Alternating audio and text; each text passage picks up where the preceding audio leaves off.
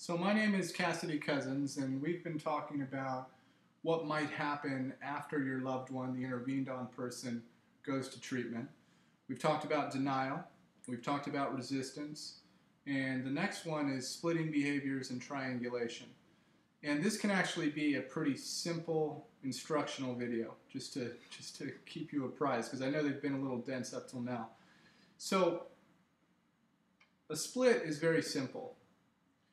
If I'm the intervened on person and I'm in a treatment center and I call a person and ask for something and that person tells me no, and then I call another person and I ask for the same thing and that person tells me no, and then I call another person and I ask for the same thing and that person tells me no, and then I call another person and I ask for the same thing and that person tells me yet, that's a split.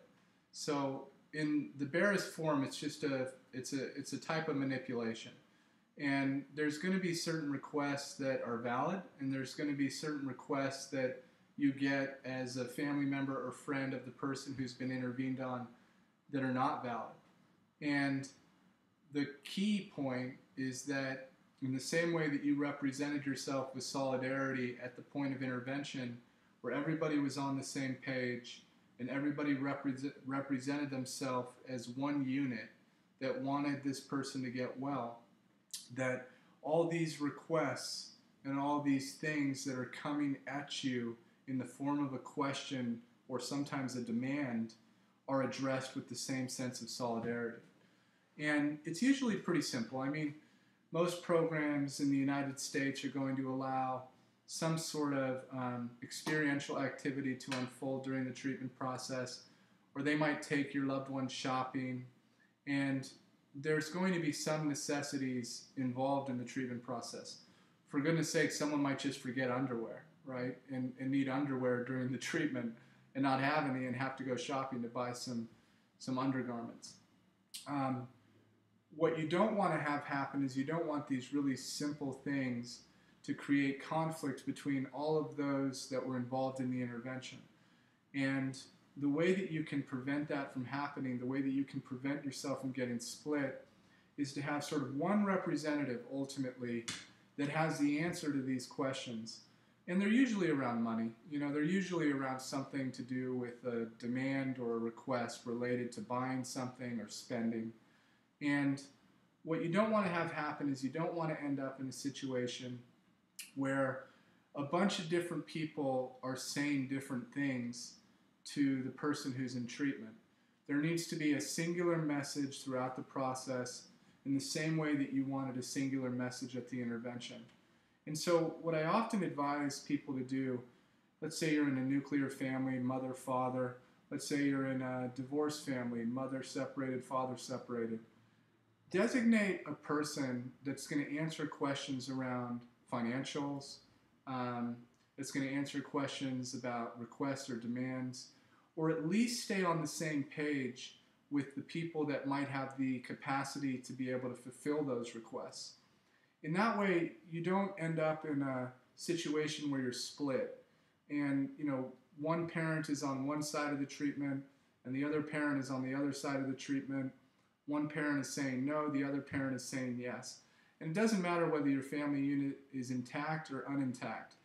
Having the solidarity in perspective throughout the treatment process with what is appropriate in terms of money and spending money, what is appropriate in terms of supporting the person in treatment getting necessities or not getting necessities, having solidarity in that regard prevents arguments and contention, which ultimately make the treatment process less efficient and create a lot of skirmishes around the client that distract them from what's actually going on.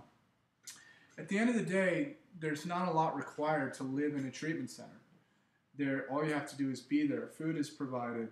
All the toiletries are provided. All the linens are provided. Everything is there that they need. Sometimes there are additional requests that are valid, but there are many more that are not valid, that are unnecessary, that are not related to anything clinical, that have nothing to do with recovery, and that are more about addictive pathology than anything else. And an example of that is that sometimes you'll see people go, I've seen this sometimes in like high-end centers in Malibu. Someone will go to a facility and buy $20,000 worth of goods online. Believe it or not, I mean, this really happens. And you'd expect that the clinical process would intervene on that and prevent that sort of alternative addictive pathology from surfacing, but they won't always do it. And what's important for you is that you not have this person go to treatment addicted to alcohol or drugs or an eating disordered process or a ritual of gambling, that ultimately they're there to break and then replace that addiction with a shopping addiction, right? And, more often than not, some of these requests are going to have nothing to do with a necessity or a basic element of recovery.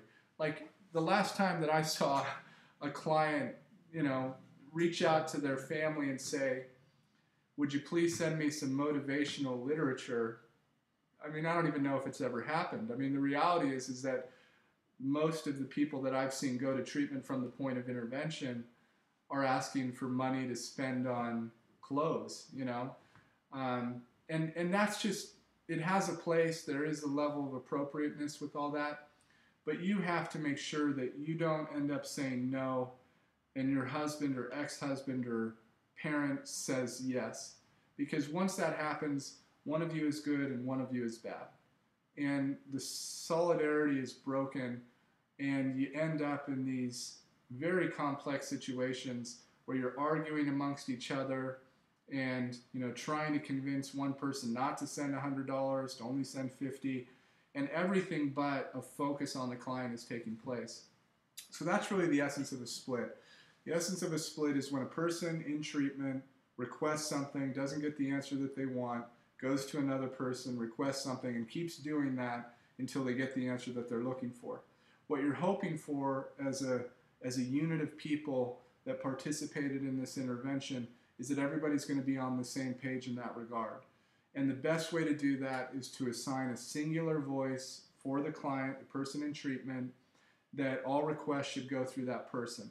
And then that person ultimately, just like with denial and resistance, should be deferring recommendations to the counselor or therapist, depending on the modality that you're in.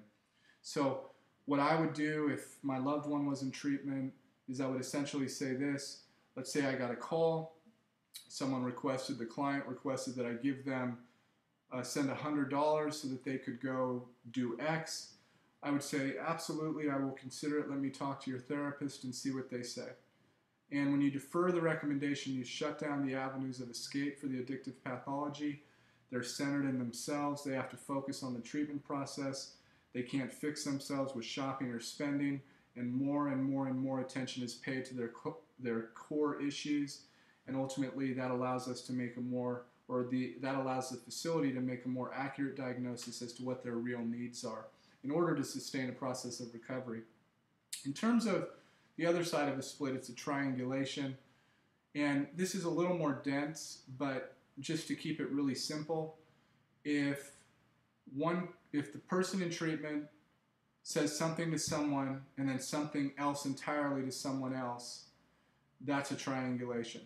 So if I'm in treatment and I call my mother and I say I'm absolutely having a wonderful experience, I feel like my recovery is solid, my foundation is forming and seasoning, and I can't wait to go apply these principles in my life, but then calls the father and says, this place is terrible, I absolutely can't stand it, and then a week or so goes by, and the mother calls the father and says, look at how good things are going, and the father says, what are you talking about? Well, that's happened because there's been a triangulation. One message delivered to one party and an entirely different message delivered to another party.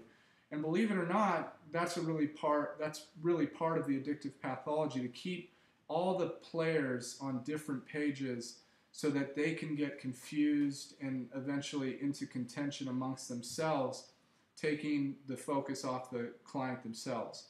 It distracts the treatment process from what's actually most important, the client's care. So anytime there's arguments about whether to send $100 or whether not to send $100, it's taking the focus off the actual most important thing, which is the client's care. Do they have insight around their addictive pathology, their self-destructive behaviors?